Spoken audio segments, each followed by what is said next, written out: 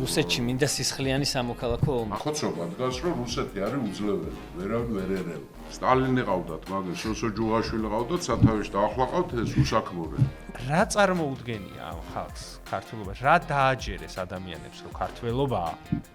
და რა არის რეალურად ქართველობა? შენ ხარ ცივილიზაციურად მიკუთვნებული ქრისტიანულ სამყაროს, რომელიც აპრიორი არის დასავლური სამყარო. საქართველოს ისტორიაში თუ ვინმე ასოცირდება ბრძოლით საკუთარი იდენტობის დაცვასთან, ის მეფე აქციეს თავიანთი სიმხდალის გამართლების სიმბოლო.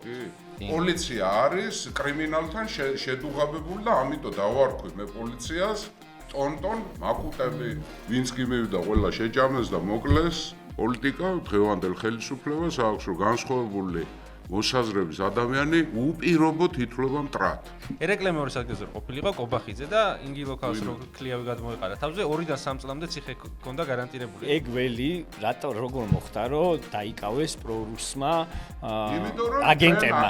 რანაირი ქრისტიანული ქვეყანა, როცა მთავარ მოედანზე დევს გვამი ბომონის დამისახელეთ ევროპელების ექსპანსია არის ჩვენს წინააღმდეგ. ჯვაროსნული ლაშქრობები ძალიან ჩამორჩით, იმიტომ რომ ძალიან ჩამორჩენილი კაცი გმართავთ და იმას ემსგავსებით უკვე.